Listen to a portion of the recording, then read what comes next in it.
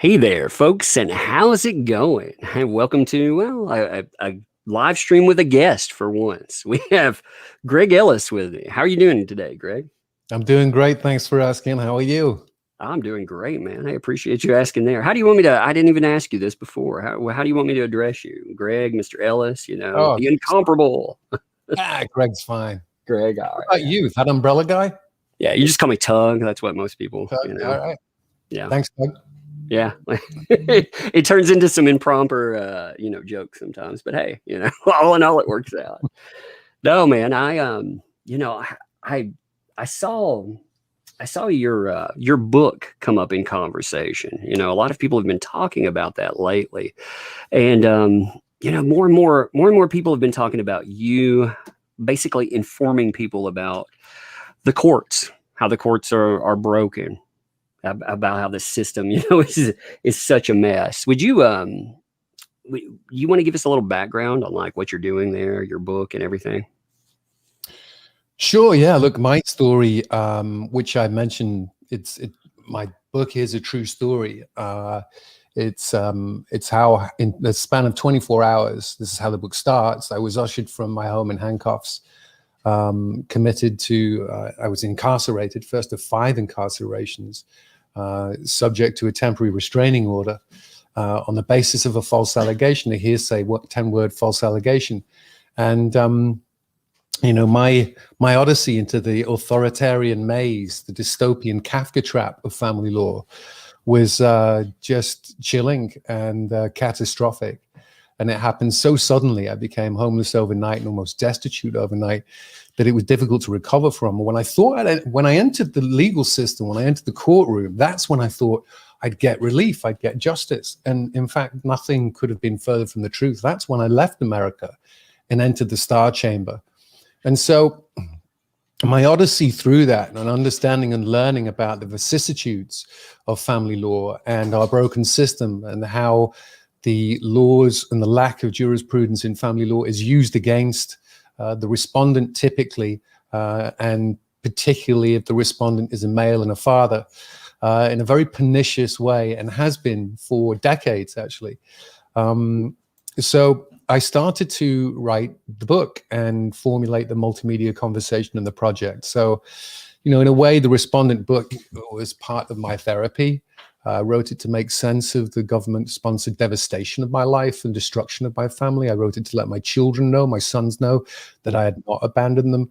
And I wrote it to let other similarly situated men and women, but predominantly forsaken fathers and sometimes mothers, that they are not alone. And perhaps most of all, I wrote it to ring the alarm about a broken system and call for social change and family law reform. We hear so much about social justice these days and social change. And I think we're missing the most important conversation right now. And that conversation is family breakdown, and why America is the world leader in children growing up in single parent households. Why 4,000 children a day lose a parent in family law. Why so many children are growing up dad deprived. And there are so many causes and reasons for it. So that's really the reason why I wrote the book, to share my story, to share other stories, statistics, data, and maybe offer some tips and help and guidance and solutions. You mentioned false accusations. Is that also why I've noticed you kind of vocal about false accusations, which is very, that's some, like you said, broken system, items needing to be addressed. Is your do you find that when you see people being accused like that, does it just really kind of jump out to you because of everything you've been through? I think perhaps, although I've seen this in mainstream media, anywhere from, say, Jesse Smollett, his hoax, and I saw Cory Booker and Kamala Harris right after his hoax coming out, and this reactive rhetoric in the press saying this is a modern day lynching. Well, it wasn't a modern day lynching. Right. And it turns out it was a big hoax. And it's this reactive outrage clickbait of our society, where everyone's rushing to judgment in the court of public opinion, guilty till proven more guilty, and be damned, done, over, cancel, unperson, no longer being a part of society. So yeah, false allegations I think that they are an affront to the real victims. Mm. And, you know, I've seen victimhood. I've said this before. Victimhood is the new social currency and its economy is booming. And when victimhood is rewarded, responsibility never follows. So, for example, in family law, and I've mentioned this before, false allegations of domestic violence are this, what I call the silver bullet. The silver bullet of high conflict divorce. They weaponize and win every time before you even enter the courtroom. It's the weaponized go-to playbook for nefarious attorneys and petitioners, and particularly people like who, well, I call it hearsay evidence or hearsay evidence, which isn't admissible in criminal court, in criminal law. So if you look at some of the statistics in domestic violence with false allegations, 86% of domestic abuse allegations resulting in a TRO, a temporary restraining order, or an EPO, an emergency protection order, are not sustained once the case moves to a permanency or evidentiary hearing. Now, this shows clearly that the majority of domestic violence allegations are false or unprovable. This is an affront to the real victims of domestic violence. And we have to have a better system that holds those people, those who make false allegations, to account. If it was criminal law, people would be held accountable for perjury. So Right. I'd say make domestic violence a criminal offense. That way, the person being accused of domestic violence would get their rights. They'd get Miranda rights. They'd have their day in court. They'd have access to an attorney, all of those things they don't currently get. And then if it's a false allegation, it will more likely break down before it goes to court. DAs will be less likely to follow through because they won't have the evidence. It won't have met the standard to prove a case in court. And if they do go to court and it's found that there's perjury, those who've made the false allegations will be held accountable and spend time in prison. And that will act as a deterrence for all of these false allegations, and be respectful more of the real victims of domestic violence who need our compassion, our empathy, and our support. Yeah, I actually like that word hearsay, by the way. I like that. Actually very well describes what we've been seeing these days. I see people all the time talking about, you know, we need to do something about this. So you don't hear very many people actually provide an answer, or you know, some kind of alternative to what we're seeing now. So that's a lot to think about there, you know, with criminalizing. Again, something does need to change. It's so easy to train wreck somebody's life, bam, just like that, and they never get put back together. Unfortunately, that's you said guilty until proven more guilty. Unfortunately, there's no turning that back. I've never seen someone rebound from false accusation, at least not something that's prominently displayed when it becomes media or social media. That's a travesty. Yeah, the stain is there. And look, this tactic works. We've seen it work time and time and time again. And, you know, looking into some of the laws as well that were well-meaning. For example, when we talk about false allegations of domestic violence, the Violence Against Women Act. So the silver bullet of the false accusation of domestic violence is a technique and tool being used because of the Violence Against Women Act. And that was a series of law enforcement grants that shifted the focus away from the problems of the relationship to a law enforcement approach to domestic violence, resulting in a shift from the prior discretionary approach. So if someone got called to a domestic, law enforcement were called, they had discretion. They could talk to both parties, allow some cooling off time. Someone could, you know, come below the line again and be less reactive and say, oh yeah, well, I know, we just take a night off. And it allowed for discretion, and it replaced the Violence Against Women Act replaced it with mandatory arrest policies. So it created all this money for stop grants. And to qualify for stop grants, law enforcement agencies had to adopt policies of mandatory arrests. So now law enforcement are forced to prosecute domestic violence to keep the coffers full. If they don't prosecute, if they don't mandate arrests and detainments when they come out and get the numbers, they don't get the stop grants. So this funnels people, predominantly men and fathers, into a system that almost ensures the destruction of the relationship, and if there are children, the breakdown of the family. That's probably the saddest part is it doesn't just hit the father, like you said, the family, the children. Lord, I mean, I didn't realize how insidious the Violence Against Women Act was. A lot of the bylaws, a lot of the organizations pushing it until, some of the recent revelations with the ACLU. And then I got looking into the why, why these organizations would want to push this, why they would want to put a face on this. And yeah, it's scary. It's actually very, I don't know a better way to say it, but damn, that's a scary thing if you get caught up in it.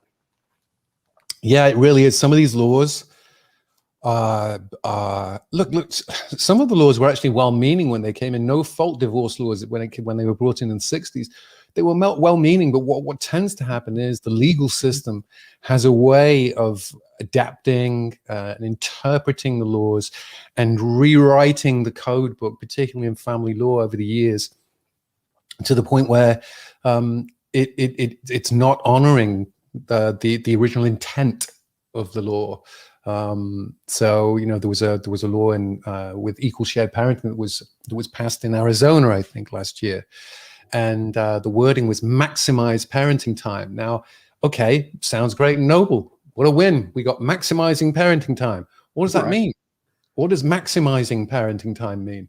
How do you quantify that? So unless the words being written in the law are specific, extremely specific, we get these systems where, I mean, look, don't even get me started on CPS, because I've recently been looking into that, Tug, and this is harrowing. What's going on with our CPS and DCFS departments is it's not tantamount to child trafficking. It's state agency legalized child trafficking and kidnapping.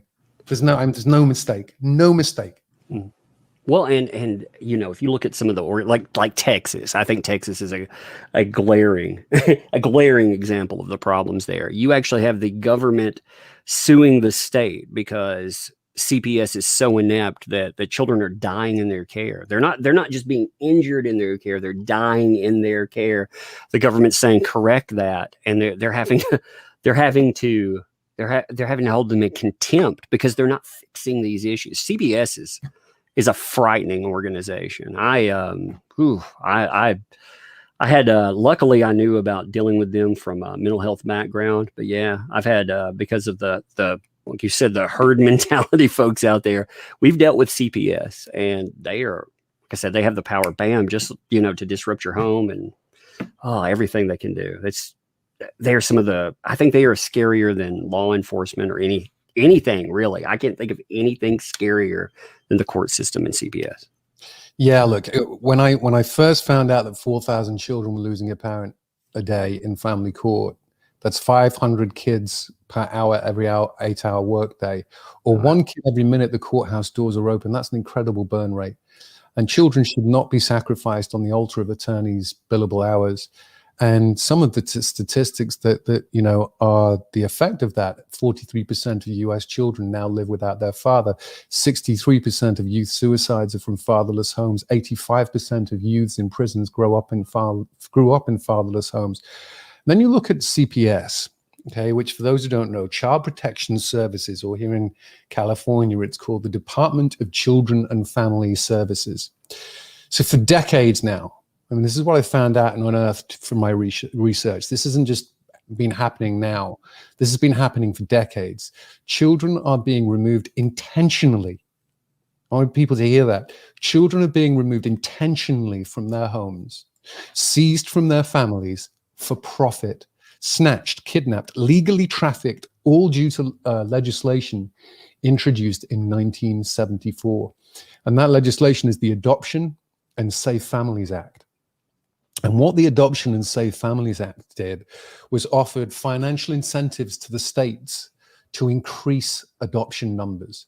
So to receive the adoption incentives and bonuses, local CPS and DCFS must have more children. They must have more merchandise to sell. Funding is available when a child is placed in a foster home with strangers or placed in a mental health facility and medicated as it's called, usually against the parents' wishes. Mhm. Parents are victimized by the system that makes a profit for holding children longer and even gives bonuses for not returning children to their parents. This is a growing global criminal and political scandal, and the judiciary are involved at a very high level with this child trafficking. And the worst affected are poor parents who are targeted to lose their children because they don't have the wherewithal or resources to hire an attorney to fight the system. So when you think that there is incentives, the federal government is incentivizing the states through the laws to remove children from their homes, to meet quotas, and they are getting paid the more children they place in foster care, and then they're getting paid and reimbursed by the federal government for every child they place in adoption, $6,000.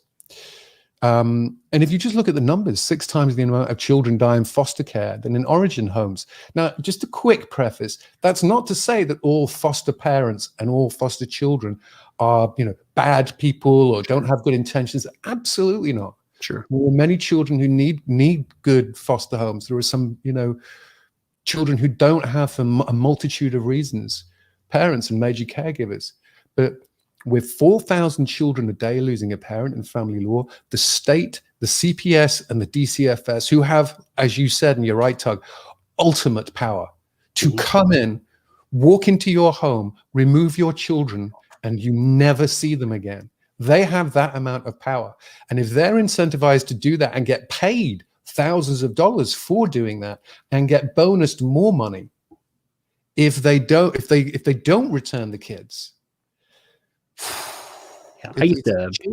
I would see that as a mental health practitioner for a long time, as a therapist, and I would see the the carrot and the stick approach. Coming in as a practitioner, you would have CPS if they wanted something done, if they wanted a child to be in their care, they would try to get you to come in and they would kind of tell you what they wanted you to say. Now, I would not do that, by the way. I would never. I've never seen an instance where a child wasn't already removed that I needed to be involved in like that. But it was scary. They would incentivize for the places that you worked at. I'm sure if you were a single practitioner, they would do that too. But they would incentivize. They would either incentivize through payments. They would talk about grants. We had people openly talk about how we could get grants if we would just do this or that. They would take the carrot approach. And if you didn't, you would get the stick approach too. They would get very,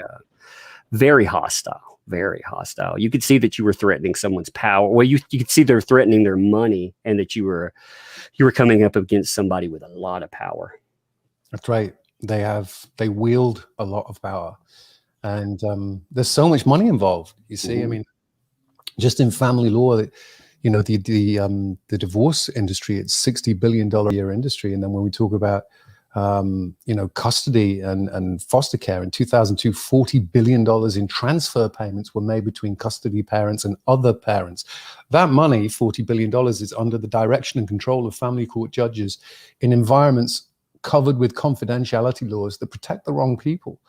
So we parents are living with this devastating living grief of this state-sanctioned and federally funded kidnapping. And these really are crimes against humanity for financial gains. The rights of children and parents, human rights and civil rights, have been removed. And few people are speaking up about this because people lose their livelihoods. It's it's a very controversial subject to speak about. I saw somebody in the chat saying, not all CPS. We're not talking about CPS workers. We're talking about a CPS system. I think there's a difference. I think, hopefully people do understand that. Many people get into that for all the right reasons, and some people, they really want to change things, but that system, it's the broken thing. When you have a system, again, of incentives, you have a system with, the caseloads, period. I looked at the caseload numbers in therapy, in private therapy, for example. You would consider it unreachable for children. If I had over 20 something kids, like a case manager at the time, they would have 34. When you get into CPS numbers, they would be double, sometimes higher than that, depending on the state. Again, incentivize. You take a volume approach, and that's a broken system. It's not, again, talking about an individual. Yeah, and look, I understand in any system, whether it's a family law system, whether it's CPS, DCFS, there are going to be good, noble people. There are some good people working in the systems that are broken. But in terms of the comment that someone made about incentives, the Adoption and Safe Families Act did incentivize and does incentivize and give bonuses to have more children removed from families. Funding is available when a child is placed in a foster home with strangers or placed in a mental health facility. These are facts. This isn't, we're not decrying every individual that works in the system. Like I say, there are some, good people doing their best. But I think we can all agree that that's an abhorrent law. And laws like this should be there should be a congressional hearing. There should be amendments to these laws made if it's found to be they're being abused and used for not their original intent. We shouldn't be incentivizing the removal of children from families for payment. That's trafficking. So you mentioned your personal dealings that really got you into this. Can you talk about some of that a little bit? My personal dealings that got me into family law and this whole got you into all this mess, basically, because again, you can see the you're not only well versed in this. I mean, God, statistically, you're on, and you can tell somebody is driven. They're passionate about this, and like you said, you have the person will really get you into that. Yeah, you can be curious, but once you see it, once you actually have that, I think a lot of people too. I've been lucky, fortunate in my life not to deal with that, but I've known quite a few people that have gone through this experience. And gosh, I mean, it's devastated their lives, if not their children. It's done irreparable harm. But anyway, sorry. Yeah, look, it happened to me, and it's been happening to hundreds of thousands of people, decent law-abiding American citizens for decades now. And, when I found out that the family law is the only branch of our legal system where there's no presumption of innocence, where criminals, murderers, rapists, terrorists, pedophiles all get more legal rights than law-abiding parents and citizens, there's something wrong with our system. So, I've only just got started on my mission and my calling, which is I'm going to be calling on politicians, policymakers, and the president to reform the one branch of our legal system that has no due process, no presumption of innocence, and where parents are found guilty till proven more guilty. And why do criminals get more rights than children and parents? It's the $60 billion a year American divorce machine, which is incentivized to keep the presumption of guilt at the expense of families. And, when I looked into some of the other issues, shall we say, with family law, which predominantly, it's presumption of innocence, the lack of due process. Equal shared parenting is another. Look at what's happened with Brad Pitt recently, where he had to fight for months to win 50-50 equal shared parenting. That should be in the baseline. That should be in the starting. Right. That should be the starting point for every couple with children if there is a dissolution proceedings that begins. Both parents should be 50-50. And if one decides that the other, they deserve more, they should have to prove it. The burden of proof is on the accuser, if you will, or the petitioner, rather than the accused or the respondent. But, Brad Pitt was just indicative of what happens to fathers in the system. They start behind the curveball. They have to win the 50-50. So what we're saying is, what we're hearing is, the messages we're continually being told is that men and fathers and the male are not as important as mothers. And mothering and fathering is equally important. We live in a time of equality, do we not? So we should honor that equality. And then when I looked at the effect it was having on male mental health, with social isolation, and you know, every day 10 divorced men take their own lives, and now 1 in 3 children in our country live without their father. And these zero-sum divorce laws are the main reason for that. And you know, our children, who are the future of our country, by far pay the highest price. You know, today, an estimated 1 in 3 American kids live without their biological father in the home. These children are at greater risk of having more difficult lives according to just every measurable metric. They're more likely to misuse drugs, experience abuse, go to prison, twice as likely to drop out of high school, live in poverty, 7 times more likely to be pregnant as a teen.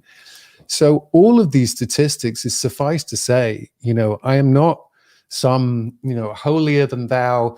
We need to keep the family unit intact at any and all cost. Right. We certainly should not be. We should be calling out this this corrupt system, and that's what I'm trying to do: expose the cartel of family law that is incentivized to break up families and steal the money from family estates and put it in the pockets of attorneys.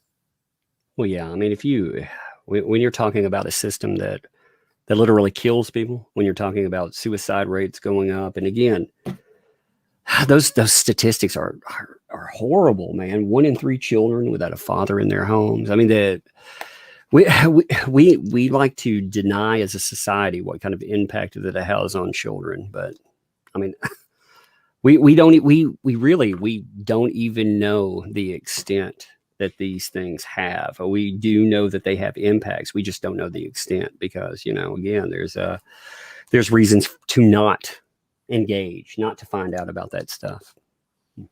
Yeah, and also, you know, there is this misconception as well, where we don't want to have this conversation about women can be violent too. You know, abuse has no gender. Mm-hmm. You know, when I saw what happened to Johnny Depp in 2016, immediately I knew what had gone on. It was the silver bullet of high conflict divorce.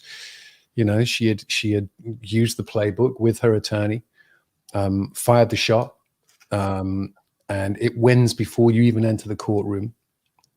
And this notion that, you know, I had an interview, Tug, with the Telegraph this week. I think it's going to be out soon, and the Daily Mirror in England. And I was asked, you know, why we don't have more of these conversations about female violence.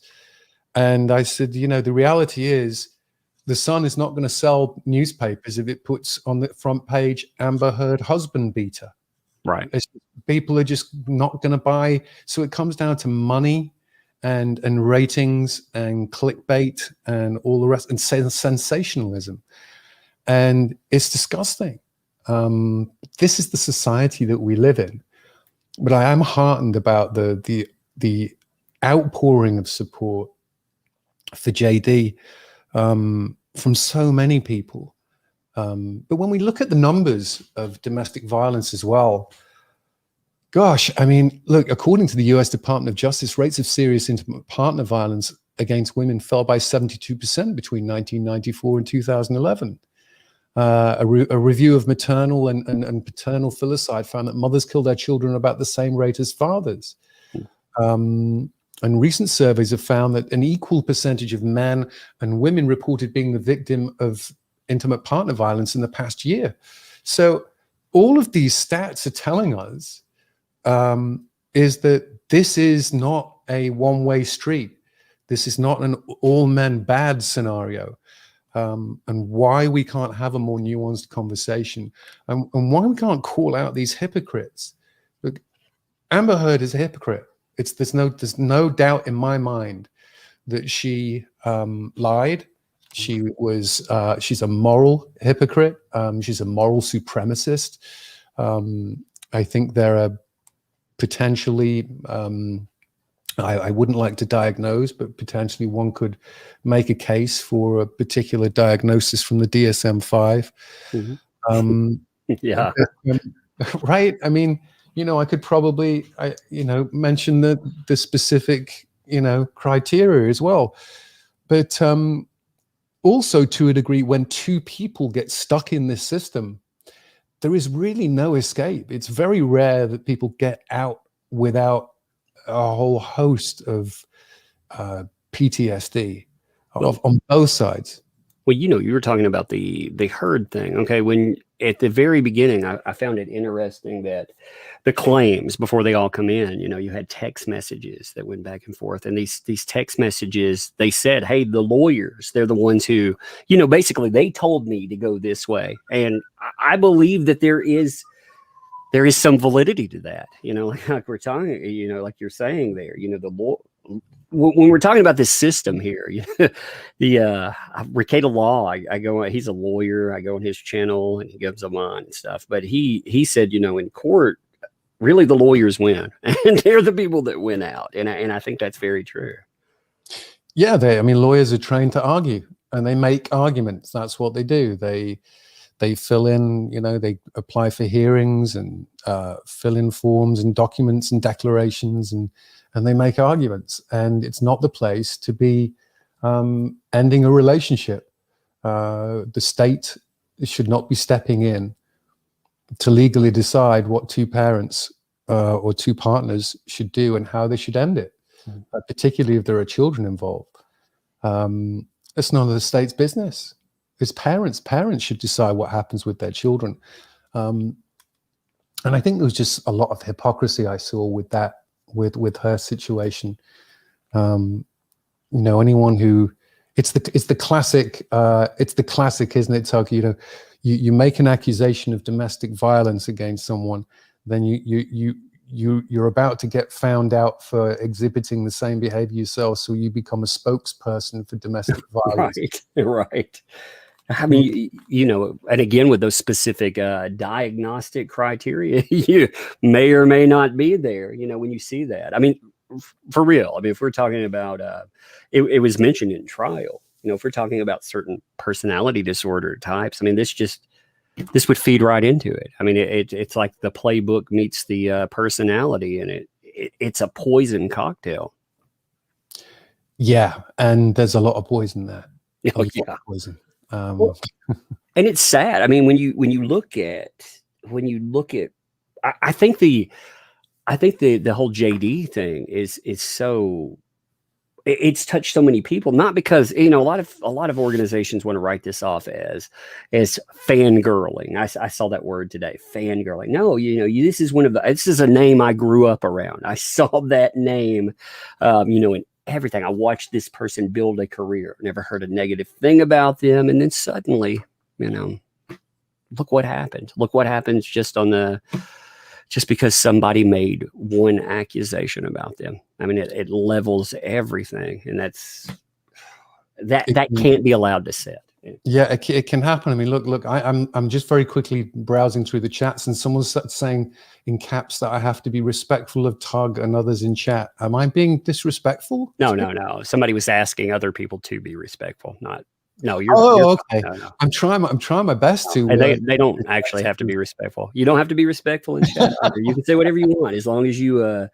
I try to stick with the free speech fundamentals. Yeah. As long as the channel won't shut us down, or the platform, you do whatever you want on there. I mean, I like it when people are nice, but they're not obligated to nicety. Well, with sometimes these issues, it's sometimes difficult to dissect them, to process them, to kind of unpick them. And they're hard to, no one is completely at fault. I never look at a situation like this and go, this is entirely that person's fault. Particularly in a system where you have attorneys who are incentivized to make tons and tons of money. They're all responsible for what's going on and what's played out, all of them. And that's what's unfortunate about this. That when people end up in a family law court and a system, the declarations are so dramatic, the hyperbole is, the untruths, the falsehoods, the moving bruises, whatever it may be. It's very difficult to tell fact from fiction because there isn't the legal minutiae. The due process that you would ordinarily see in a criminal trial. There aren't the rights and the processes. And it's what's interesting to me is Johnny's not been found guilty or charged with any crime. Right. Exactly. Exactly. I mean, think about that. And yet you would think that looking at the way he's been somewhat vilified by sections of the press, that he had, and he hasn't. Well, I think the especially insidious thing that we've seen from social movements. You have this perfect storm of trash where you have not only you have broken laws, you have a media again that's sensationalized, that lies they work out better, one-way coverage, but you have a society where people are okay with these ideas like believe all nobody. I don't believe all of anybody. It's an insane idea, and yet we're told that. Again, perfect storm of garbage that can take down anyone. Yeah, anyone, and so many, like, it's happened to Johnny, it's happened to me, it's happened to Brad, it's happened to so many, but it's also happened to so many of the voiceless who don't have a platform, and they don't have the money to fight this. That's that's the other thing. Most people. I mean, I was looking at the cost for JD. That's why, I cover this stuff all the time. It's not because, JD seems like a great guy. He's like, I don't know him, I'm not enamored with Hollywood, but I am enamored with the idea that if it's my turn there, I'd like to have justice, and I think everybody should be able to get that. He is one of and I've been in this business 40 years. He is one of the nicest, humble, down to earth, kind, softly spoken, funny gents that you would ever have the pleasure of meeting. And that sentiment is echoed by so many people, and that's why I think this is so egregious, and this is why I think it's still going, and this is why I think that his supporters come from so many different walks of life, and I don't think people are supporting him because he's a movie star, or because he's a great-looking guy, or because he's super talented, or I think it runs much deeper than that. There is a deep sense of real injustice gone on with this particular case. When he became the respondent in 2016, I knew that it was the beginning of a very, very long road for him. I don't know how a person deals with this. I mean, like you said, you've been through stuff like how in the world do people deal with that without, not having mental health issues, or not ending everything. I mean, I hate to say it that way, but like you were noting with the suicide rates, this is just, I can see why that happens, because damn, I mean, even if this were not in the public eye, like the Johnny Depp situation, out of the public eye, this would be egregious, but in the public eye, with your life dissected, everything you've built, man, that's, and again, you noted, there's yourself, him, Brad Pitt. I mean, look at all the names that are out there. This just keeps happening. And it will keep happening and getting worse, much worse, every day that goes by. I mean, if you think every day 4,000 children lose a parent in family law. So that's 20,000 kids in a 5-day work week. 20,000 kids a week. That's 80,000 kids a month. It's insane. It's an insane amount. Where are these children going? Who's profiting off these children? And what's happening to them? And I'm just beginning to look into that, and that's a really ugly space as well. There are people in positions of power who are part of this system, who know what's going on, and unforgivable. How do people change this? I mean, what people have asked, a few people have asked this in chat. Myself, I wonder that. How do you go about changing a system like this? I mean, where do you start? Well, I think, it's a really good question. Where do you start? I mean, look, where I started was my book, telling my story, warts and all, not telling my story and how amazing I am as a person and how horrible the situation was. It's just an authentic, this is what happened to me. And it's kind of, it's part, I guess, part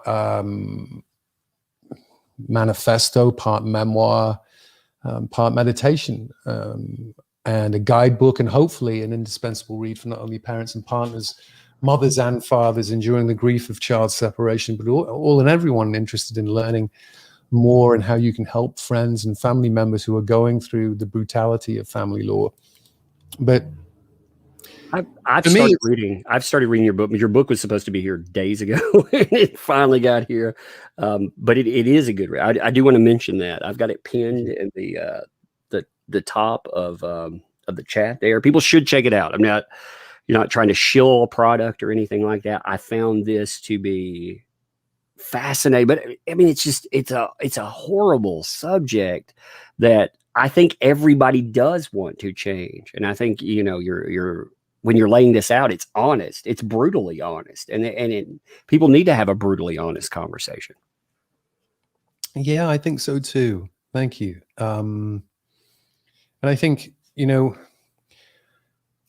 introducing the presumption of innocence is one. Equal shared parenting, 50-50 rebuttable starting point of 50-50 shared parenting is another. Understanding parental alienation more is another. Better training of judges and people within the system is another. Also, I started a nonprofit, which is the charitable extension of the respondent, and I called it CPU, Children and Parents United. So we're building out programs, cost-effective, practical, solution-based programs in 3 areas to keep people out of court. So we have CPU communication. That's to promote improved interpersonal relating, because when trust breaks down, communication breaks down. When 2 people aren't getting along, it becomes difficult. CPU mediation is the next step. If people can't work their communication issues out, we provide mediators who are outside the system, so they're not incentivized to keep people in the family law system. Solutions-oriented intervention experts to help resolve conflict disputes. And the third is CPU law, to have a law firm and lawyers and attorneys to provide legal advice and support the mediation process, and oversee legal procedures to empower people who really genuinely want to end their unions, their marriages, to do it themselves, to draw up their own divorce agreements and keep people out of court, because that's really what we need to do until we can bring real family law reform, is keep people out of court. And just so people know, I do have a book, a free downloadable ebook for people who read the Respondent. You can download it at therespondent.com. It's called The Code, and it's basically a tip book, if you will, strategies and help, and for those struggling to cope through the family law system or life in general. It offers immediate and impactful relief strategies to survive. It's got tips, insights, secrets on how to navigate the trauma of family separation. Because I wanted to give back, and keep giving back, and I'll be writing more books like that, which will be available for free as well. How long did you work on the Respondent? Do you know, that's a really good question. I had the idea for it about 5 years ago, and I started writing, and then I couldn't continue writing because it was too traumatic. And then I went back and started writing again, and I couldn't because it was too traumatic, because I had to keep reliving this trauma of what happened. And then I actually wrote the first iteration of the book, was really a guidebook. I think it was called How to Survive the 6 Silver Bullets of High Conflict Divorce and the Magic Ballistics of Family Law War. And it was, a how to survive book, guidebook. And then it kind of morphed into kind of my story and what happened to me, which then goes into the bigger issue and the bigger societal picture. And then what are the solutions? How do we find some catharsis and some remedial interventions and some hope, because so many people I know have been through what I've been through. They are depressed and hopeless, and many aren't with us anymore because they didn't have the will to go on, because they didn't get relief. And I'm not angry and bitter. It's like my message. I always say, you know, I accept what happened, and I'm responsible for where I'm at in my life right now. And I don't have any bitterness or hatred, but my gosh, I have a lot of spirit and gumption and fight in me to change this system and call out these despicable human beings, these attorneys that are profiting from children being erased from their parents and separated from their families, and these state bar associations and judges that write these family law code books and make millions and billions and tens of billions of dollars. It's despicable. It's disgusting. And I'm actually going to be one of the projects that I'm working on right now to develop. I shouldn't really say, but I'm going to be doing more exposing the cartel. Let's just say more individuals will be exposed, and how they're exposed is going to be quite, it's a new project I have. So, because I think that's important. We need to really expose the nefariously depraved individuals in this system who are profiting. And at the same time, those who do good, champion them and say, look, this particular judge did a good thing. And we need to have that balance, right? Well, we use that word hope. You know, hope is a very powerful thing. If you go out and again, you champion worthwhile causes while also pointing out the fact that, you know, certain people are removing that word hope. I think that's a powerful catalyst for change. Yeah, people need hope, right? Yeah, very much so. And I think that's what, you know, so many of Johnny's fans have given, and he sees the messages. You know, he's well aware, and that outpouring of that continuum of hope, which is there. Even just the support I've had for the book, for my book, and continuing to keep that being sold. It's not so that I can become some famous author. I'm really not interested whatsoever in any of that. It's what I can do with this book as a platform to help other families going through what I went through and what too many families are going through, and to really point out the inequities and the injustices within the system. Yeah, I think it's interesting to watch your journey through different paths. It sounds like you stumbled into the path, you know, through life experience. You stumbled into this path, and yeah, like you said, you're not trying to be a writer. You're just trying to change something for the better. Yeah, I mean, sometimes a curse can be a calling and become a blessing, and that's what I think what happened with me. It's you know, it's too late for me to remedy my situation, but that's why I can turn this around into something good for others, and really hopefully have somewhat of a legacy for people, because there's way too much suffering, particularly with children. You know, Tug, it's our children that are suffering the most. And particularly dad-deprived children. I mean, I talk about this a lot, and I know, you know, I've been working with Dr. Warren Farrell, whose book, The Boy Crisis, is important, and Christina Hoff Sommers, who wrote The War on Boys. Mm-hmm. There is a real crisis for our younger generations of boys right now, and when I see and hear people, you know, vilify or castigate because one wants to help younger boys.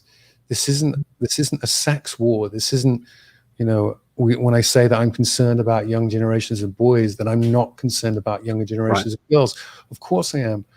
But our younger generations of boys, you know, little boys play with different toys than girls. They fight with clenched fists, not sharp fingernails. They're very different. You know, boys need mothers to raise them, and it takes a father to raise a man. You know, and if you look at what's happening in education, you look at what's happening in our boys are being left behind in so many different areas, and we want to champion boys and not vilify women. I think that's what I've seen recently about, this whole toxic masculinity and smash the patriarchy.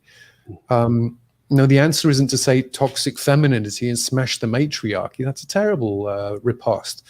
Right. But demonizing masculinity is not the solution. That's the problem. We need more of a Me Too dialogue, not just a Me Too monologue. Yeah, that's very true. Well, I do remember when we first had the discussions about things like #MeToo. It was supposed to be a way for everyone to discuss something. It's become this other different beast. Like all the things that you're talking about here it seemed like common sense discussion items. But if you listen to this societally, people have turned them into, an MRA, a men's right. What I don't even understand how that is supposed to be a negative connotation. But these days, that's that's somehow it carries a negative connotation. Yeah, I mean, look, I think the MRA thing is. I think there's always been a slightly negative perception of maybe anger or bitterness or assertiveness, that male energy. And I certainly don't consider myself in any way an MRA, Right. a men's rights activist. Well, having right to wanting rights for men and wanting to make sure that everyone's looked after universally. I mean, you are talking about men's rights, and again, that gets pigeonholed as some type of negative connotation these days, even though you're not necessarily doing that. That's what it all gets pigeonholed as. I'm advocating for equality. I'm advocating for fathers and mothers. I'm advocating for men and women. I'm advocating for boys and girls. So I'm a man, I'm a father. I speak from a place of maleness. Right. So be it. And the stats bear out that fathers our family law system is biased against fathers. That's a fact. And if people want to debate the statistical fact of that doesn't mean to say that there aren't women. I mentioned this before. I had a nurse on my show. She falsely accused of child abuse. 2 kids, lost her job as a nurse, was thrown in prison, and had a heart attack. I mentioned this on Morning Joe when I was on his show. This happens to mothers and women too. It's just rarer. So, this system is corrupt. It's not. There's no oversight from the Supreme Court, and it is horrific. And it's just going on unchecked. Even when there is oversight, I mean, the problem, like I was saying with Texas, with CPS, for example, even when there is oversight, there's no change. I'm gonna hold the state in contempt. Okay, we'll go ahead and hold the state in contempt. They don't want to change. Yeah, I think when I was going through my my legal maelstrom for 5 years, my ex-wife had, I think it was 187 counts of contempt, and she never had to answer to one. That's insane. Spent 1.8 million on an attorney, and who then left and then sued her for, I think, nearly $500,000 on top of the 1.8 million. There is no accountability. You see, it's not just the people who make the false accusation and allegation; it's the attorneys in the system. Their unethical behavior.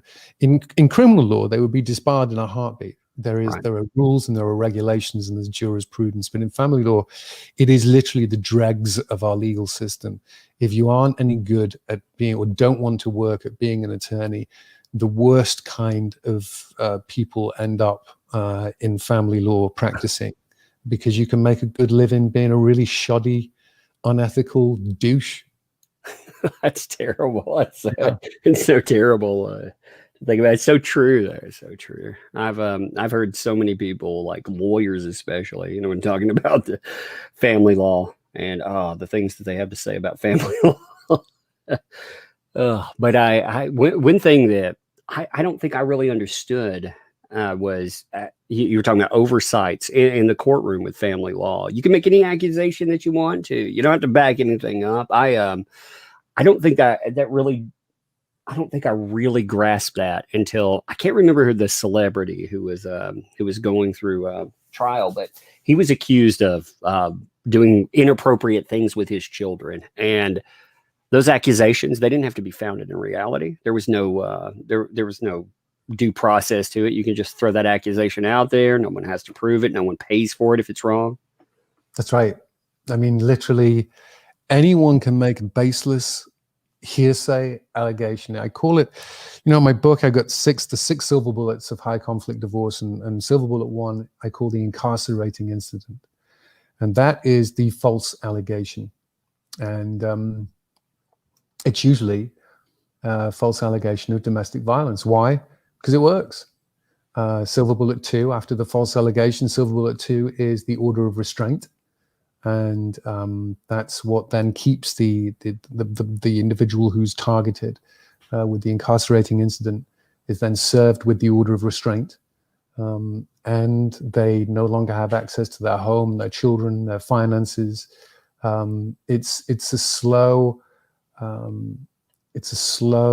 well, not so slow. It's a really fast, surefire, weaponized way of winning the case, debilitating your partner. Before you even end up in close to court. But I think what we're going to see is hopefully in Virginia, we're going to see for the first time, she's going to have to face the music and some cross-examination. There'll be way more shenanigans. There'll be way more legal maneuverings being made, continuances and you name it. This is not over by a long stretch. Oh no, not even. And a lot of it too is being hidden behind mediators now, so the public, we can't watch it as closely. Say that again. It's what hidden with it's mediators? being hidden behind. They've attached a mediator to the case now, which of course keeps it. Yeah, yeah. That's why in the last, I think 10 days, we haven't seen anything come out. No new items whatsoever. As far as we were seeing a document almost every day come out. Now 10 days, nothing, a void.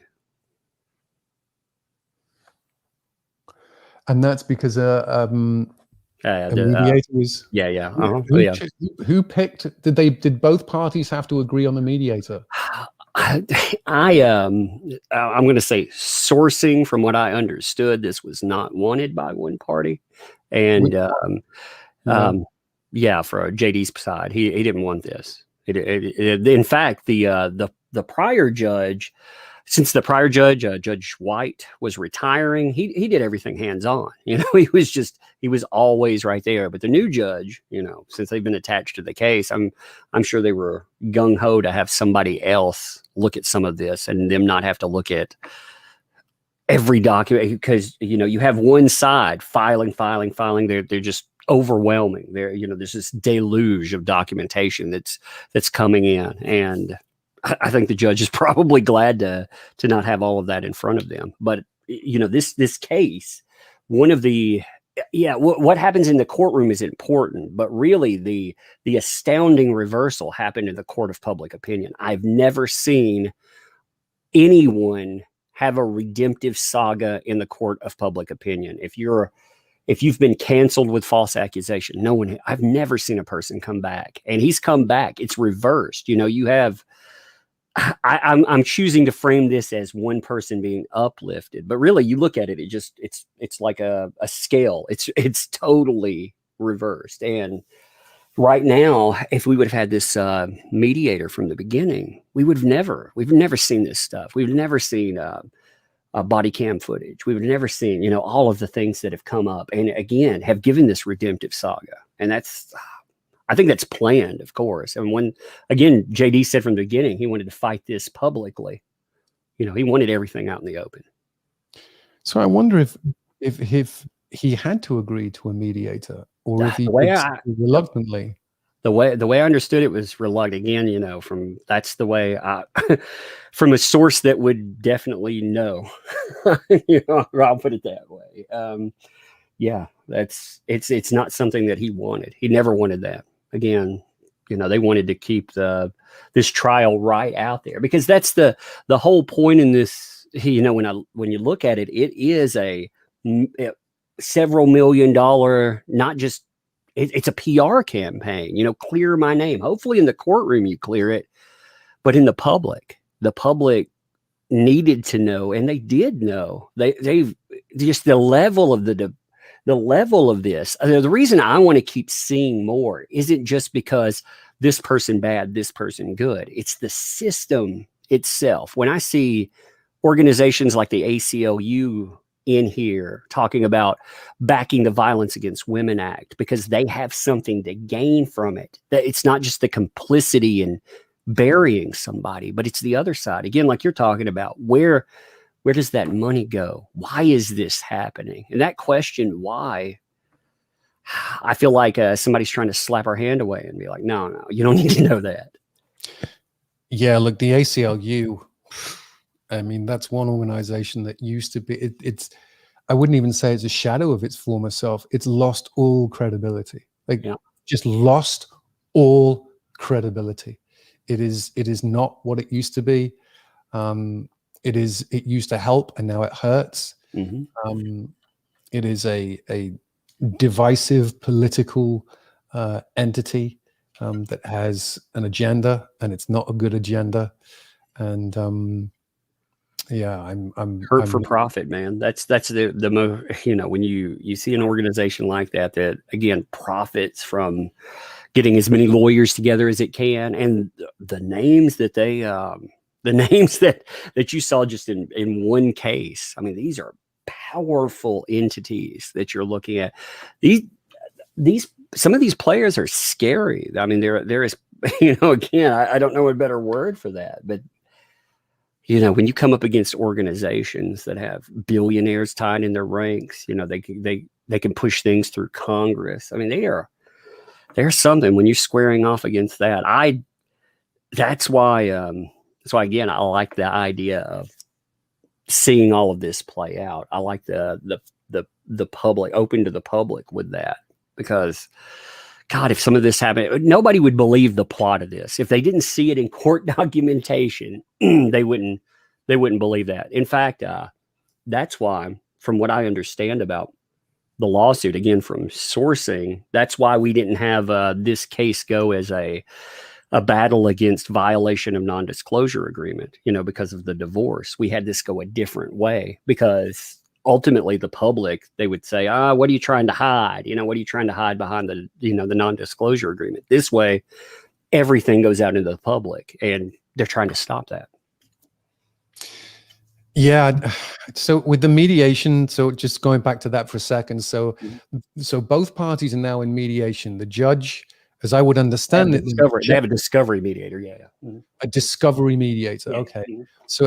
So I would imagine the judge doesn't take part in that discovery mediation. I need to have the process fleshed out more. Yeah, I think the way I understand that, again, I'm not a lawyer, but it goes to the discovery mediator tries, instead of having every single issue go before the judge, having all of this out there, they try to mediate these issues. They actually have the meet and confers that they're supposed to have, the ones that, you hear that are not happening over and over again.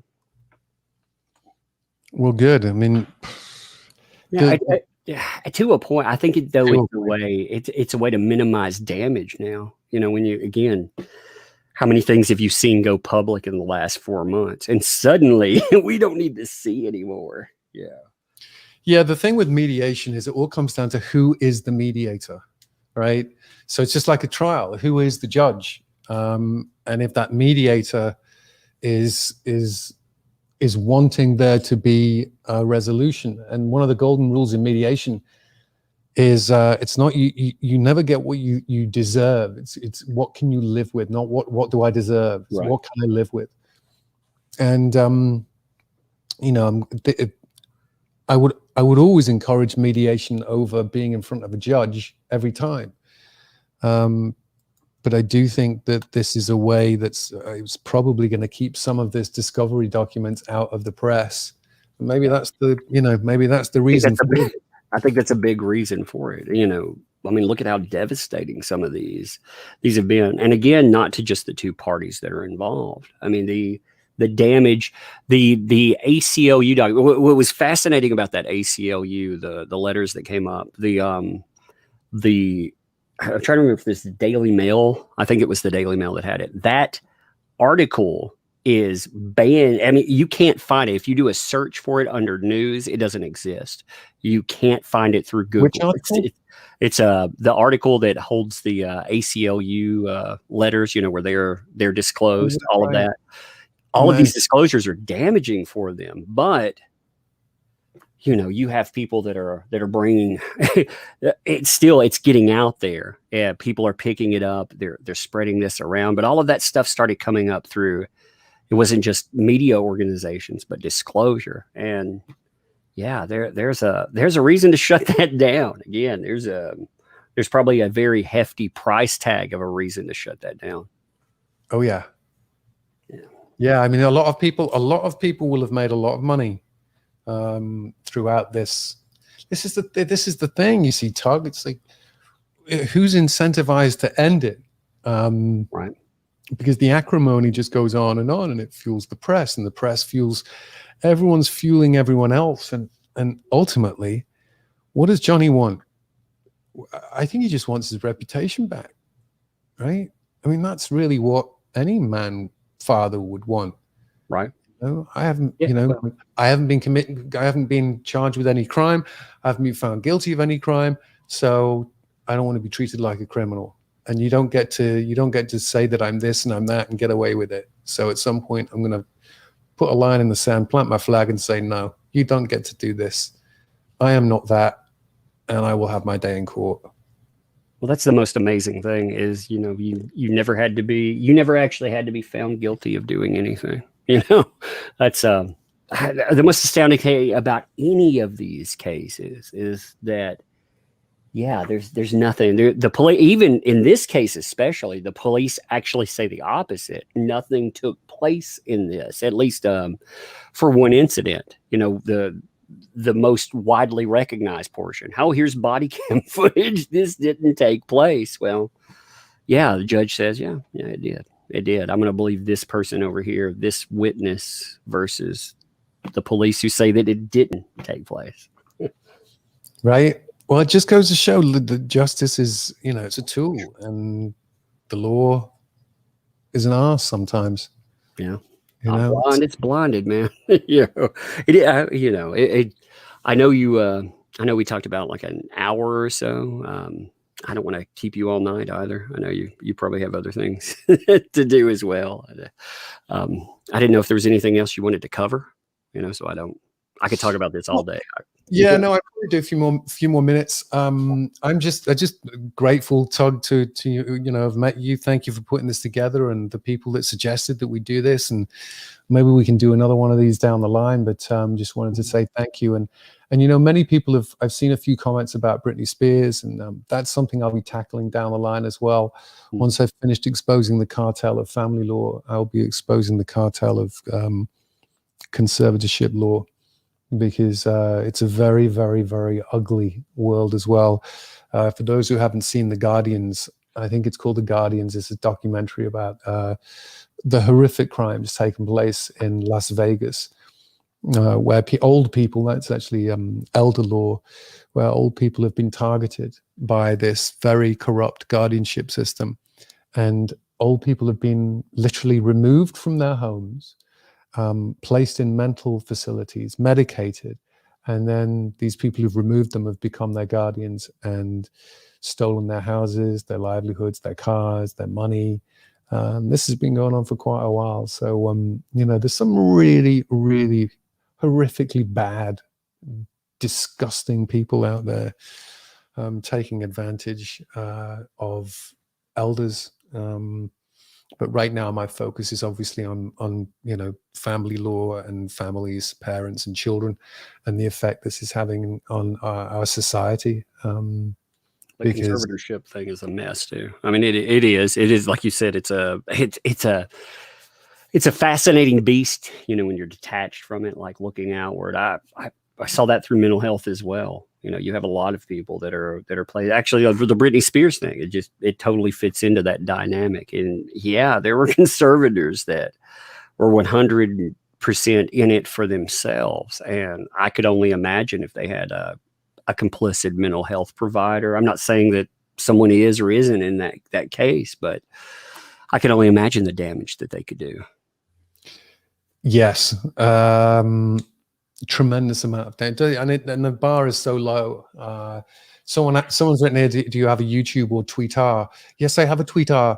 My Twitter is Ellis Greg, I think it is. And there's also the respondent Twitter username. And yes, I do have a YouTube, but it's obviously not as popular as Tug right here, and I can see why.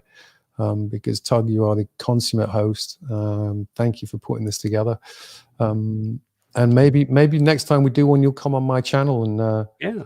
and we'll mix it up a little bit. Oh yeah, for sure. I'm happy to stay a couple more minutes if there's any last final questions. And the reason I'm going to go, excuse me, is because I've been a little under the weather. You can probably maybe even see me sweating. I've not been so well recently, so just you know, I'll get back into bed soon after I finish this.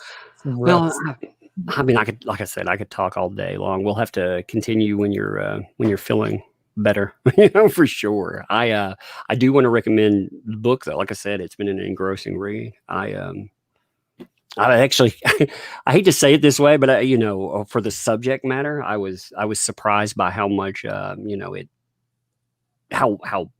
actually just it drew me into it. I typically, that would not be my proverbial cup of tea, but I've enjoyed the read so far, and I'll give I may review after I finish. I can sit down and give a final item on it, but I would recommend that people check that out. If you find this subject, if you find it something that that you're interested in, if you want to actually change these things, because we talk a lot about a case and change. We use words like that, these labels, change. But yeah, I mean, like you've actually proposed ways we could change things, and that's refreshing, I think. Thank you. And the book is available at therespondent.com. Everything about The Respondent that's the home of The Respondent, therespondent.com. The charity information on the charity is available there as well on the nonprofit page. If anyone is kind enough to read the book, please leave a nice review as well. There are a couple of trolls who have been following me everywhere, and they took it upon themselves to write very negative reviews, even though they hadn't read the book and they don't know the case, and clearly have no idea of what's going on. So it'd be great to get a little support there. But yeah, the book is really hopefully it will help people who are going through this or know people who are going through this. I think it'll give some understanding as well as to what JD has been through, in the legal system, particularly in family law, and just how horrific it is and how it doesn't offer relief. It's just a horrible situation, and I pray and I hope that he gets relief soon. And in fact, this may not be a popular opinion. I hope they both do. I hope they both end it and they're done, and they both go their separate ways and don't have to spend any time talking or dealing with each other ever again. I'm sure, at least one of them would definitely agree. Maybe both. Maybe both. I don't know, But I wanted to ask you one other thing about the forward there. You had two folks. You have Alec Baldwin and Johnny Depp. How did you? Is there a specific reason that you chose both of them for your forward? Well, frankly, Johnny offered to do the introduction, which was very kind of him.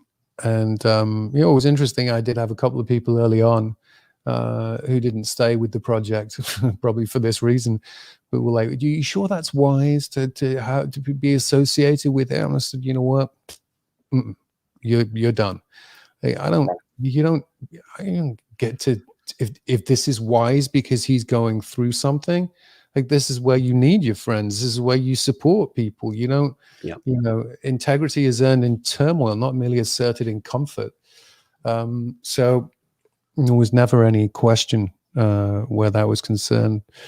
And then Alec he reached out to me and he offered. He said, if you ever write the book, he'd written a book called A Promise to Ourselves, and I read that and decided, that was when I decided I was going to pay it forward and write my own book. And he said, if you ever get a publishing deal, I'd love to write the forward for your book. So I got the publishing deal, and he wrote the forward. So yeah, I've had some really good support from behind the scenes. I didn't want to, get 1,000 endorsements and Right. huge, but the endorsements that I have for the book have been really meaningful, and I'm really grateful for them. Well, it's good too. Like you're talking about standing with people that stand with you as well. I mean, that's that doesn't happen often these days. Like the consensus is the people that were telling you, hey, you want to break away from this certain person because they're going through a life ordeal, and that's especially with the type of material you're producing too. It's insane. Yeah, people some people are fickle, aren't they? I mean, that's Yeah. why I've been so impressed with the support for the respondent, for my book, for my project, for Johnny, for his legal battles, for all of it, is people not being fickle, and people really, really standing by and being loyal, and trusting in integrity and decency. And look, I've mentioned this before. We've all made little mistakes in the past. Sure. We're human, right? One of my phrases is, "Tomorrow I vow to make better mistakes." Right. That's a good Right. one. And That's so good, actually. we all err, we all transgress. But how we move forward from that transgression and that mistake, and how we accept responsibility. And one thing I haven't seen at all, in any of the, what I did see a lot of when I listened to the tapes and the conversations, I listened to a very co-addicted, codependent Amber Heard, acting out in a very immature way, extremely immature way. The tyranny of the urgent, of the traumatized child in her, and it was extremely neat. She was extremely needy and extreme. Like every comment was, "You never, you never, you never." There was no nuance in the conversation, and he could do Yes, no no right. I did find that fascinating, considering they were supposedly therapy aids, and there's no I statements. They're all me. They're all me statements, and that's yeah. I mean that is very telling. It tells where you are in that treatment. It also fits again. He mentioned certain personality. Personality diagnostics, and I thought, yeah, I Oh, he could. did? Which ones did he mention? He mentioned BPD. I would also BPD? say, yeah, Paranoid and personality disorder? yeah, yeah, I mean, and I mentioned PPD. no, borderline personality. No, Yeah, I know BPD, but I would oh, mention PPD as well. BPD. Yeah, well, dependent personality disorder definitely. Well, I yeah, mean, I think there's a few things you could. Again, this is remote diagnostics, and it's not. I just want to clarify that for anybody. Again, never sat down with them, but she did have a therapist sit down with her, and the therapist was talking. Therapy notes are always code to get paid too. So I was looking at some of those, not utilizing appropriate coping skills. And I thought, man, this isn't going very well.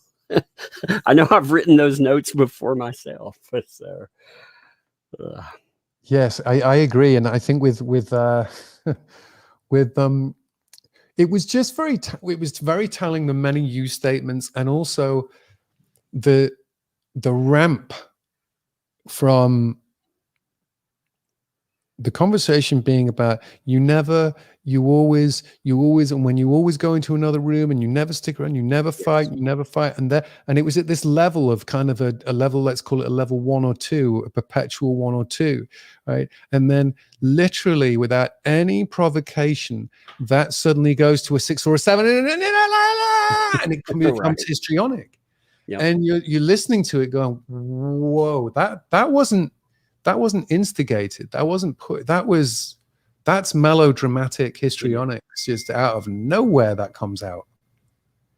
It speaks. It speaks to the person you're dealing with. Sometimes, one thing I try to be careful about too is sometimes a person is just, well, that it's not mental illness, you know. Sometimes that person is just, oh yeah, they're less than fun to be around. Let's just say they're not a they're not a very nice person.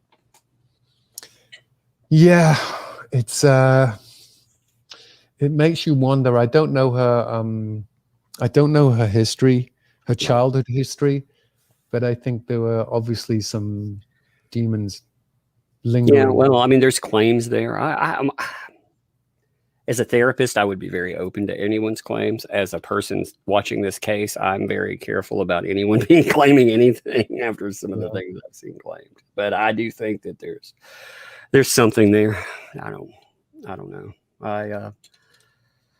I think some, you know, part of the therapeutic issue that you see that's brazen in those is the fact that you have to want to change, and there is no want to change. Whatever the issue, whatever the diagnosis, there has to be this want to come together again to see the flaws in self. I think there's a lot of underlying substance abuse. I think one person wanted to change their substance abuse. I think both people have a problem with it, and you can see and hear it.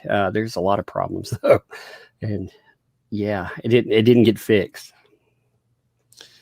Yeah, but you see, when I look at someone like her, it's almost like an addict who wants to get the next fix, who wants to fill in the void with. Didn't she have a baby? Didn't she have a baby now? She did. That's the next fix. I'm careful about my statements publicly about what I think about that subject. You know, I wish her well with that. I think there was a very. I don't think it was filling a void. I think it was something far uglier. I think it has to do with what we're seeing play out now. I mean, the timing. You know, having a child pop up just a week or so before the trial is supposed to pop off. You know, again, it's a planned thing with a surrogate. It makes me question. And again, I try not to go down that road too far. Yep. I hear you. Yeah. I hear you. Well, and the child, you know, unfortunately, and that makes the children the perfect weapon almost, is because we don't want to blame that child. The child has nothing to do with this, and we do back off. We don't want to ask those hard and delicate questions, and maybe that's a problem. Maybe me not wanting to say that is a problem. I don't know. Well, I think sometimes we have to ask the hard questions, don't we? I mean, yeah. It's really important. You know, we can't know her motivations and what, you know, what drove her to make that decision. And in and of itself, it's not a crime. In and of itself, it's not a bad thing. But, you know, people will, I think, quite understandably question timing and motive. And when you're in the public eye, you're going to have to answer those questions. And if you ignore them, you know, people are going to make their own conclusions, aren't they? Well, and you definitely draw inference from, you know, if you look at a pattern of behavior, yeah, you're gonna make an assumption about that. You're going to draw that inference later down the line. I mean, that's how, if we were looking at this, again, detached from it, just looking at it as a case to solve or something, you know, a case study. Yeah, that's how we would go about it. And that's what it suggests to me. Again, there's I don't know. Again, a child is a very good weapon in that, because there's some things that even me dancing, that I typically wouldn't do this dance. I find myself at odds on how to deal with that. Yeah. It's bad. It's bad when I'm like, I don't even know how I want to do it. You know, the beautiful thing about this kind of stuff, like right here, this is real life. We figure this stuff out in real time. So, you know, when you run into these moral quandaries, or you run into a question like that, you're figuring it out real time. Tomorrow, maybe I'll have an answer. Today, I don't really know. Yeah, I just hope the child is safe. And yes, that's at the end of the day. I hope the child is loved. I hope it grows up in a positive, fulfilling household. That's yeah. At the end of the day. All right. Anything else you want to add to? I'm after any closing, I'm going to read super chats. You don't have to stick around. There's no direct questions. There's a lot of people sending you love. I always super chats. Super chat. So when we go live in the people can donate while they're here. They basically shout out. They you know, like they send you, hey, here's $5, you know, and like for example, let's see, let me just pull up one. Jackie E sent $25. It said, appreciate Tug's work always, and Mr. Ellis coming on and bringing this dialogue out in the open.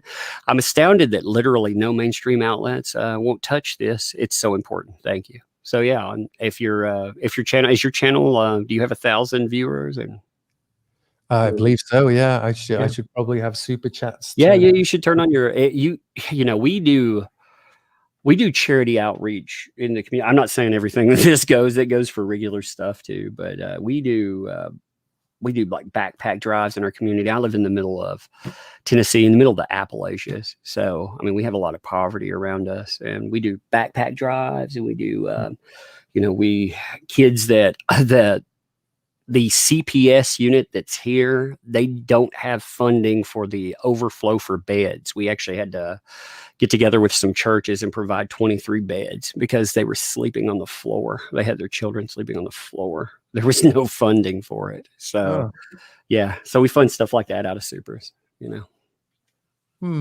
That's wonderful. Yeah. I mean, it's good. You know, it's good that, it's good you can do that. I feel blessed that people not only tune into the channel and stuff, but that we can make a difference in people's lives. You know, that's why I like what you're doing too, because I mean, you're trying to make a difference in, you know, just ordinary people's lives, fathers, children, you know, again, anybody, mothers, everybody. Anything you want to close with before I go through super chats? No, I just want to say thank you, really, to you and everyone for all of your support, really, for to put together this conversation. We should definitely do another one. And ongoing for the respondent, for the book, and for JD, and everything that, you know, everyone is struggling with something. And many people are living lives of quiet desperation. And the more that we can be empathic and compassionate with people, and I think we can provide more hope and relief. And I love what you're doing with your community. And if there's any way that I can help anymore, you just let me know. Sure. And thank you to everyone for. I'm learning about super chat, so. Yeah, that's a conversation. If you ever have any channel questions, that is a conversation we can have.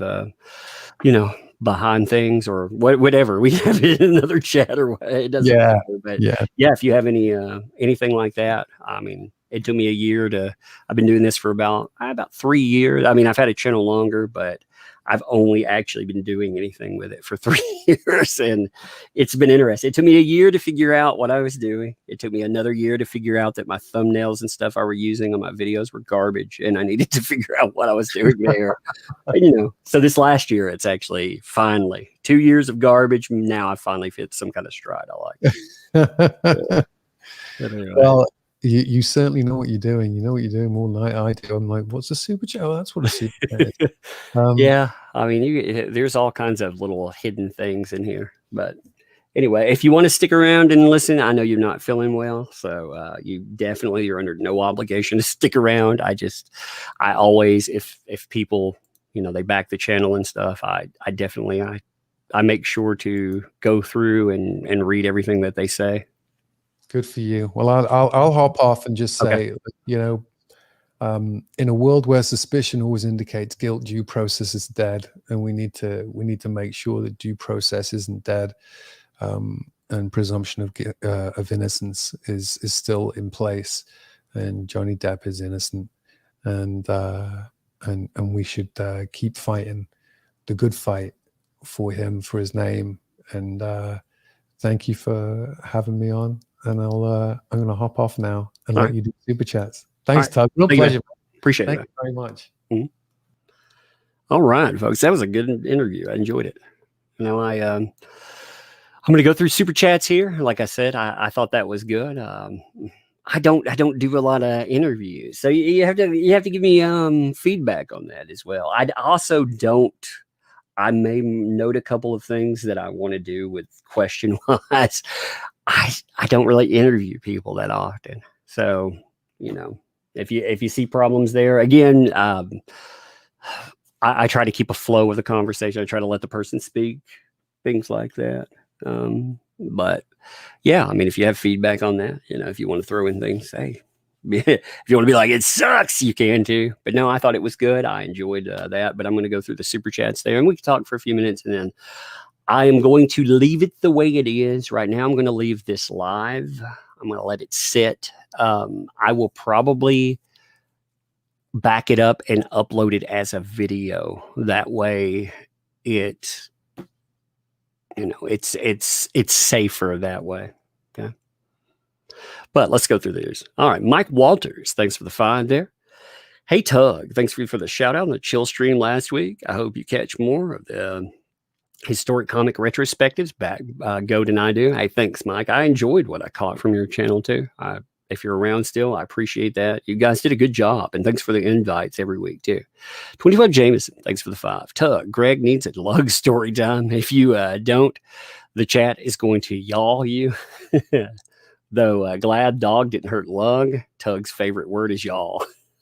Indeed. Yeah, today we had an interesting issue. Little umbrella girl, she's 7, by the way. She was out playing and some weirdos dog, they let them just run and their dog came barreling through the back. They were probably chasing squirrels or something, and it scared her and she fell down and she broke her headphones, and she bought those herself. I was sad. I was like, man, she was upset because, you know, she hit her headphone and it broke it. And she actually saved up her own money to buy those headphones. I was like, oh, that's terrible. But anyway, 2012 Jameson, thanks for the 5 there. Additionally, I could not do family law. It's the Jerry Springer of legal community. Yes, that's pretty much what was said repeatedly. I've heard that many a time too. Padma, thanks for the 15 there. Appreciate that.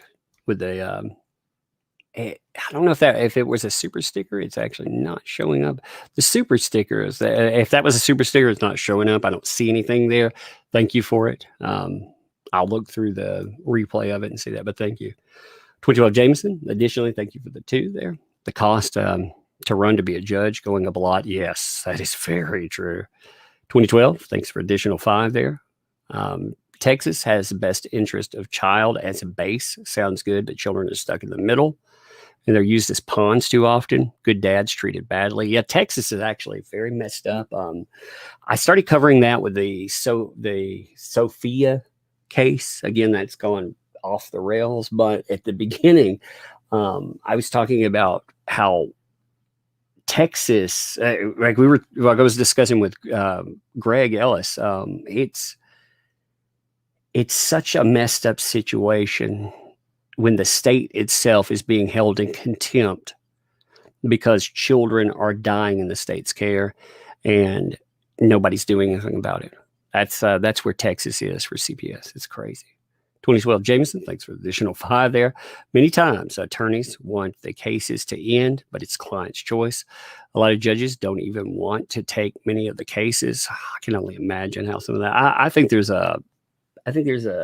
probably a soup of all kinds of insanity. 2012 Jameson, thanks for the 2 there. Most expensive divorce wife has pro bono attorney.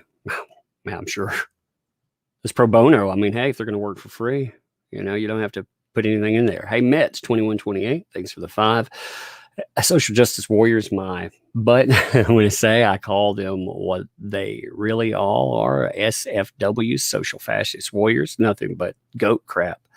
Yeah, interestingly, I knew, I should have mentioned this to Greg Ellis live. I knew his name not from this stuff, but I knew it because people have tried to cancel him in the past. I actually remember people coming after him and trying to cancel him on Twitter because that's what hate mobs do. And they did. They came after him just totally. He's on a block list. I'm on block list too, just to be honest, because I talk about stuff like this.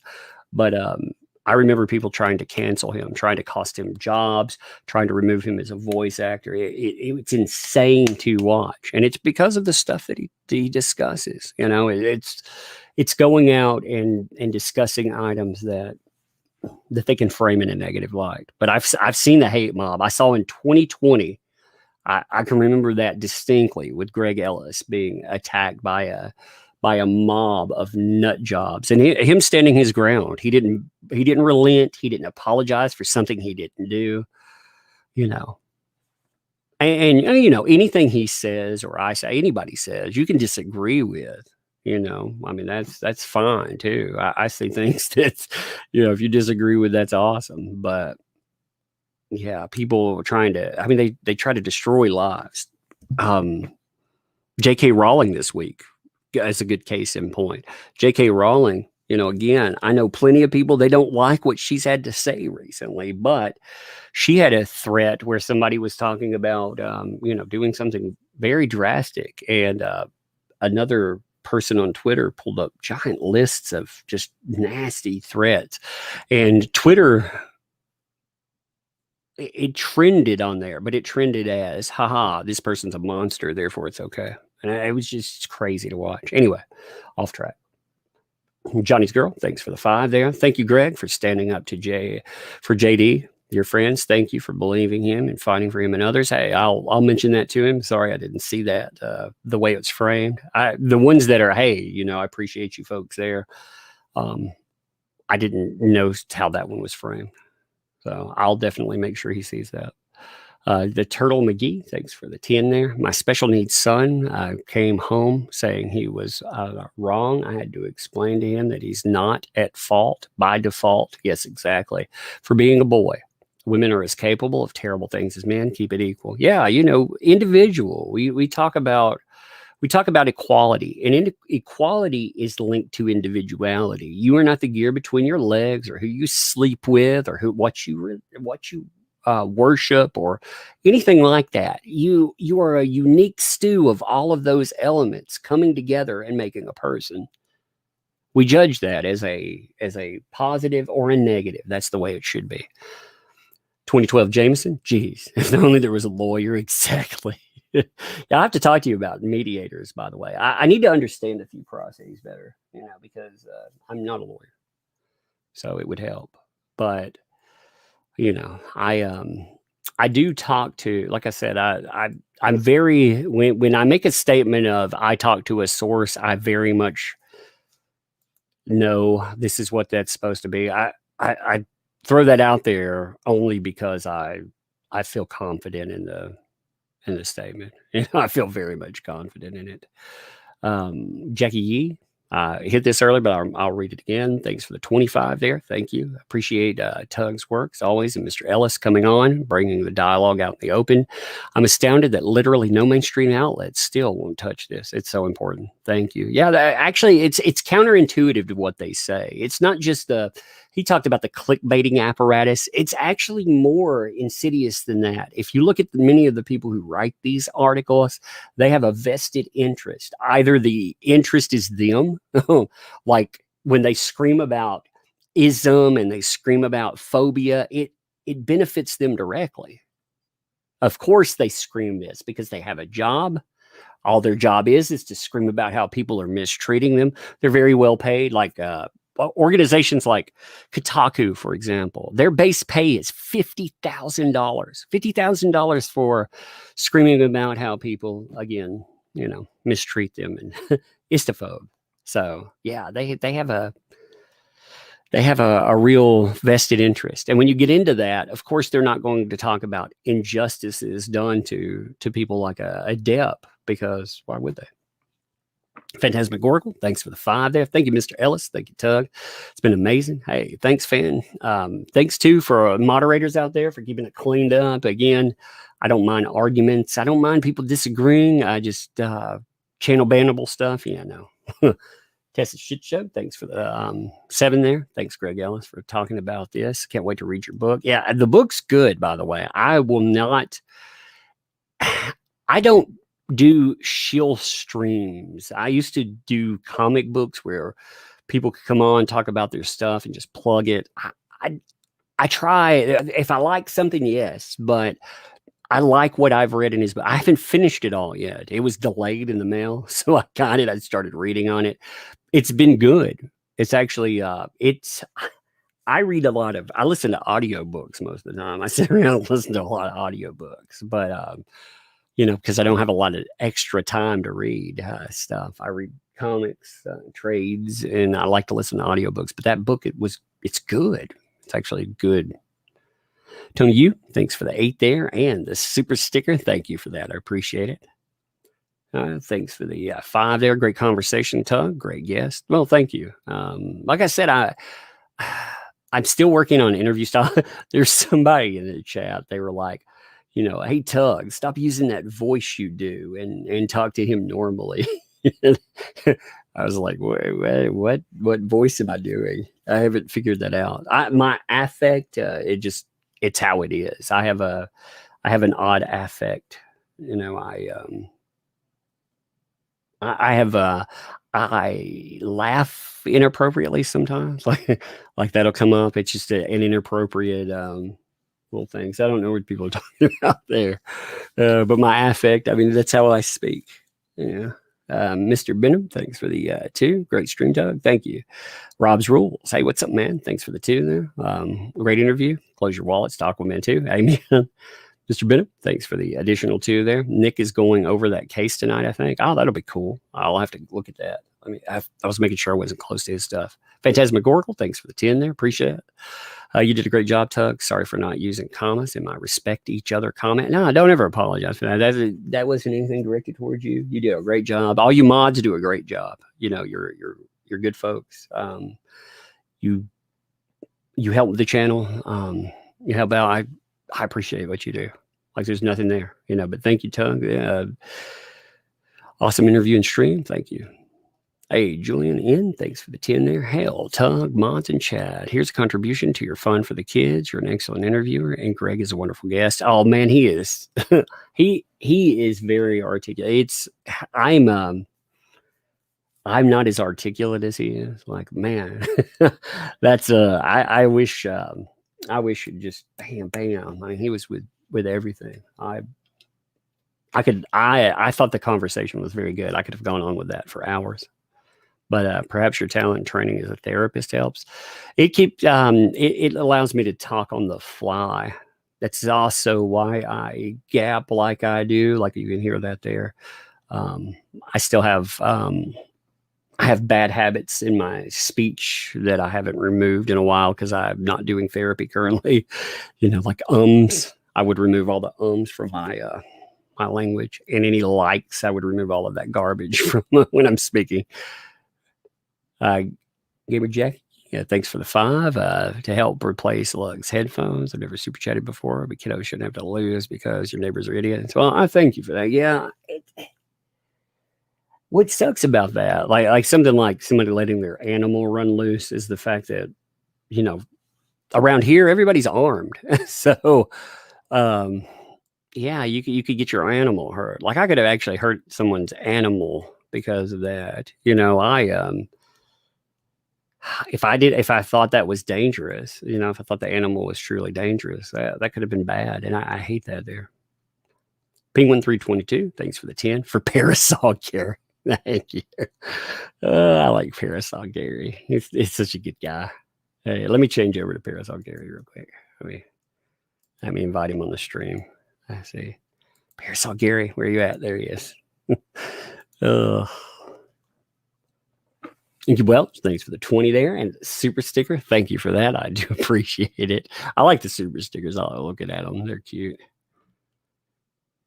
Okay. Is that Katja L? Am I pronouncing your name right? Let me know in the chat. I'm curious. Thanks for the 10 there too. Tug, you're a good guy. Never accept petty criticisms. Greg Ellis too. I always support you guys. I don't ever I don't personalize the internet, as it were. I tell people not to do that. And you're right. You shouldn't care. In fact, if you let the internet, if you let that impact your state of mind, you will never be happy. The internet isn't real. Like the people on that, there you can run into good people. That's real, but the internet itself isn't real life. Living happens offline.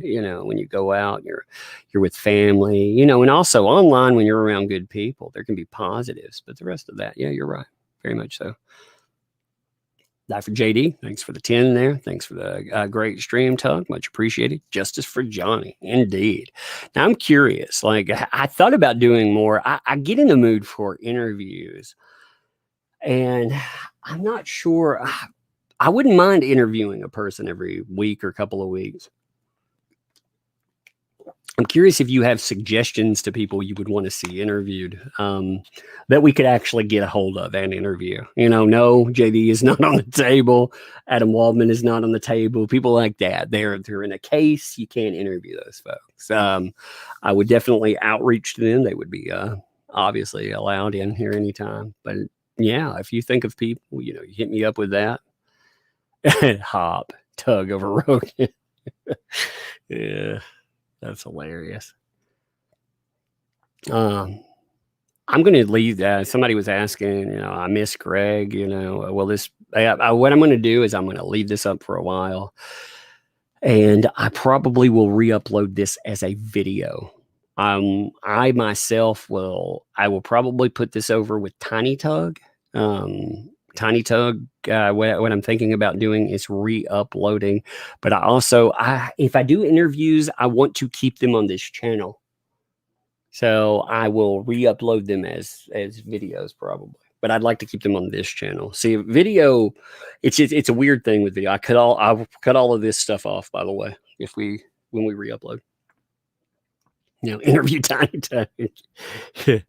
JD's sister isn't on the case. That would be interesting, Greg Ellis's YouTube is Monkey Toes Studio. Yeah. Colonel Kurtz really actually carries herself very well when she speaks, Why don't they just send money? No one wants to hear super chats. Well, people, I think super chats actually, one of the things with them, people can send through however they want, and less of the money goes actually, like if people send it through PayPal, it goes through, like more of it goes too, but a lot of that will stimulate conversation.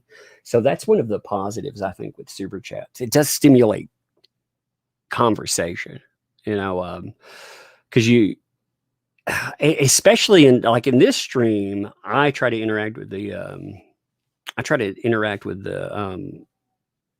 people that show up anyway. But in a lot of streams, people don't interact with the viewership, and normally you're my guest. Give me 1 second. I see that one outside.